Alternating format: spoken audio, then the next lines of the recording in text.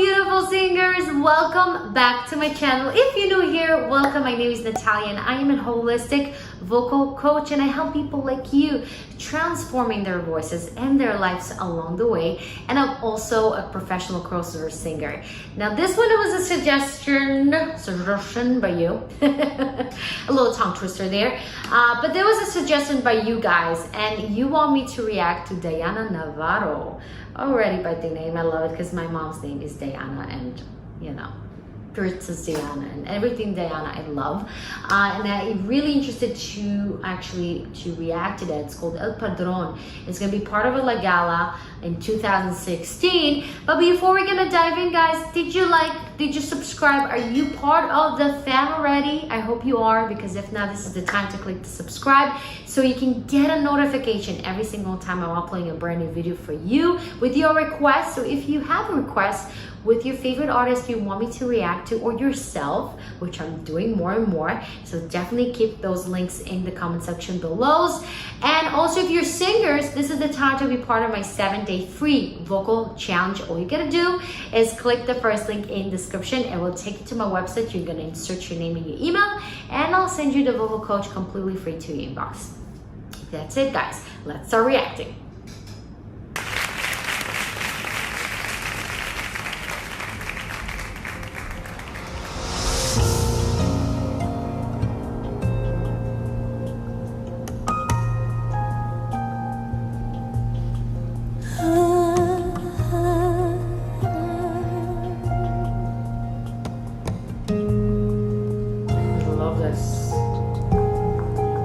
Por las veces que me engañaste, por los hijos que no me diste, las promesas que no cumpliste y los besos que no sentiste, el perdón,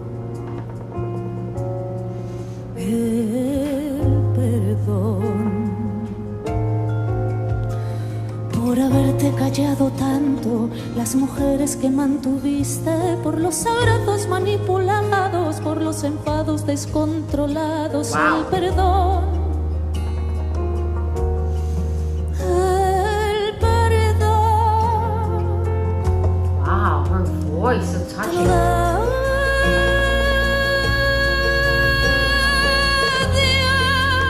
Wow, look at that audience.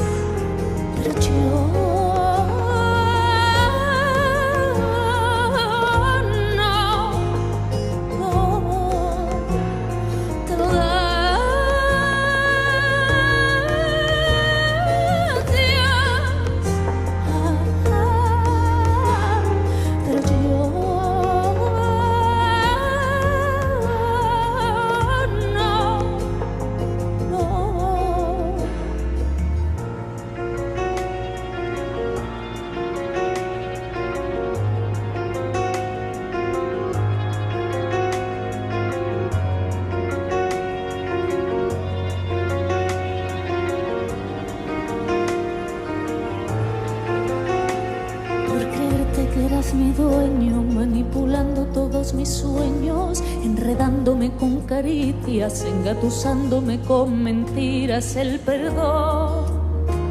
Nice. El perdón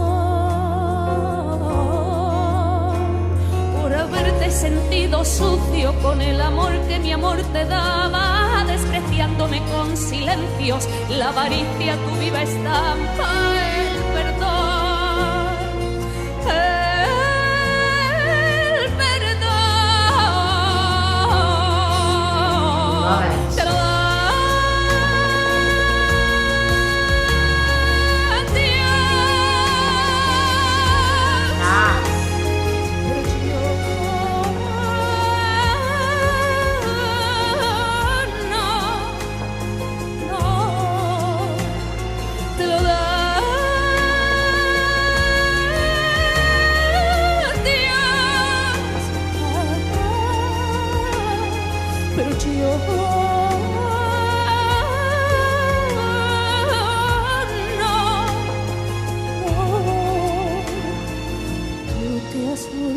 Wow.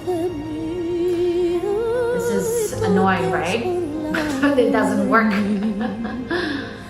Tú te has burlado de mí.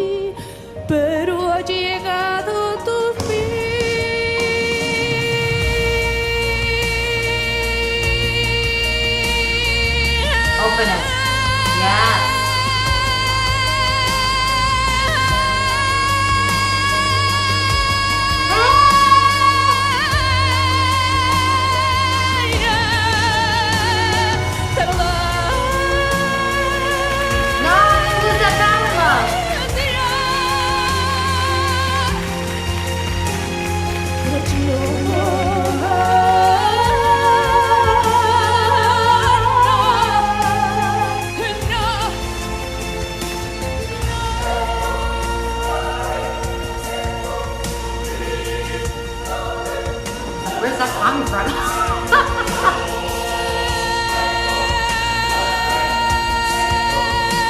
She was like, F that. Stop working.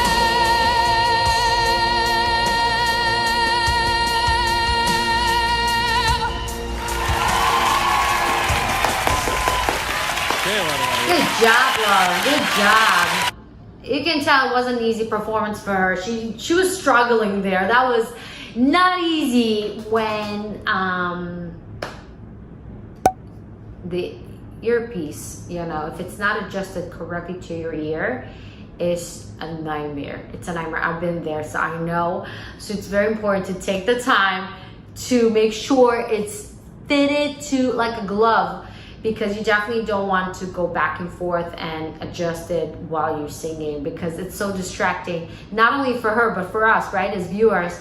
But she is such a unique artist and very unique voice.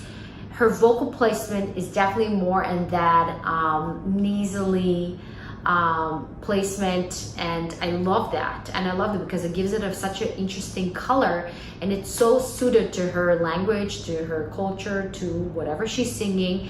And it's beautiful. And I have to tell you, when she started her song with those da da da da da da da da da da da, and there's a lot of words there. Yeah, I mean, that was very, very mouthful, but she did such a great job really keeping that consistent line, to keep it very light and using those pronunciation muscles, the lips, the teeth, the tip of the tongue, all of these very aligned, very speakable, very fast, very light, and again, very supported. And I felt that line and those phrasing throughout the whole song. That was phenomenal. That was kind of like what I was really, really impressed. And again, the beautiful, soulful, I mean, she's a soulful singer, and you can tell her singing is not just singing. She's not just singing to sing. There's a lot of investment, emotionally invested in. She invested in every tone, every lyric she sang or singing. She's there, and that's what I love. I love this kind of singers. You know who I am. I told you, like, I love singers that don't just sing beautifully. I love singers that has something to say, that you can feel that it's coming out of their guts. You know what I'm saying? So I really truly appreciate and love it. I would love to read some of the comments, but they are turned off. Oh, how dare they? But speaking about also in terms of performing, I have to tell people, and I kind of want also to remind you, if you're singers and if you're a singer and you're performing, it's very important to remind yourself that performing doesn't need to be perfect. Yeah, it doesn't have to be perfect.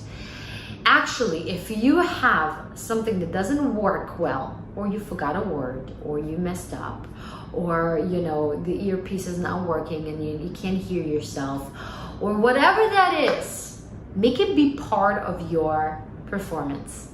And yes, it's not going to be perfect, but to kind of avoid that, it's also kind of distracting, and also kind of saying, I'm not addressing it. And I think it's going to make you so much more approachable, and so much more, people could connect to you more if you going to take the time to say,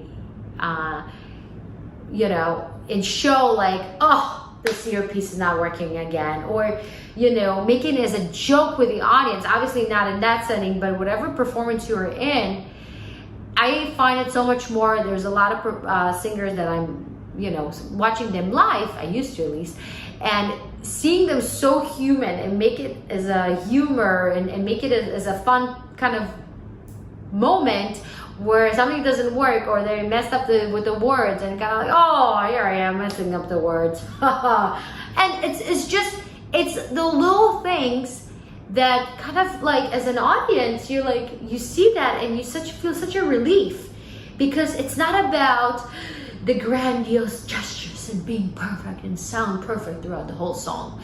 It's just like, okay. But it's about connecting. It's about connecting with your audience. And the more you are vulnerable, the more you are real, and the more you say, hey, I messed up. so what, you know? And the more you do that, your audience is seeing who you really are and connecting with you more and more than ever you think. So I came from a classical trained world where I had to be perfect. My voice had to be aligned and perfect, and in terms of style, in terms of language, in terms of everything. Forget about performing. I had to come from this point to this point. But you have to remind yourself, you're a human being, you're not a robot. You're not supposed to do everything perfectly. You have to be in the moment. That's the most important thing. That's the first priority. When you are on this stage, you are not supposed to just do things perfectly. You have to feel the moment. You have to be in the moment. You have to see what comes into that moment and express it.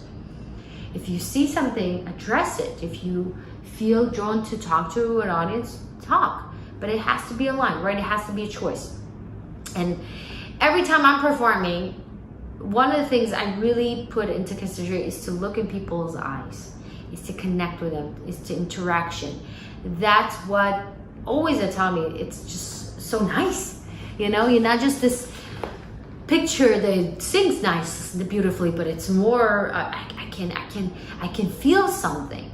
And that's what it's all about. So this is a little tip for me, for you, to embrace your imperfections, as always, but especially also in performance and when you're on stage and when you feel you have to be perfect.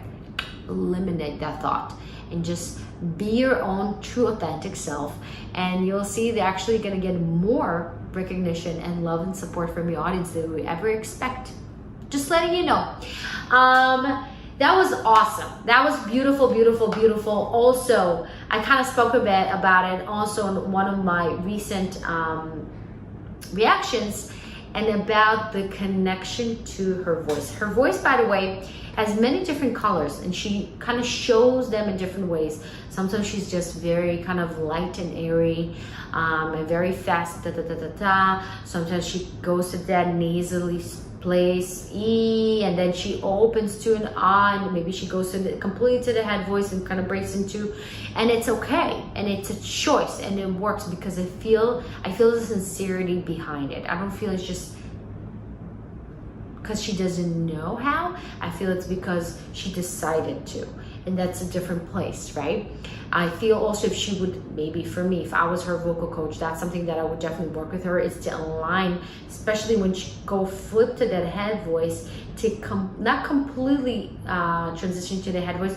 So when those moments, when she's hitting to those climax, she's really maximizing, milking them by connecting them more to their chest voice and not completely go to the head voice, because sometimes it loses the power, loses the intensity of it. And I hope you agree with me. But yeah, that was awesome. So thank you so much for your suggestions. As always, keep them coming in the comment section below. Let me know what should I react to next, from her, from Diana, or somebody else, doesn't matter. I love hearing them all. And also, if you want to be part of my free 7-day vocal challenge, go ahead and click the first link, and I'll send you the free PDF and MP3 to your inbox. And yes, with that, guys, I'm going to leave you. Thank you so much for watching. I love you, love you, love you. Keep it safe, keep thriving, keep singing. I'm always here for you, and I'll see you in the next video. Bye.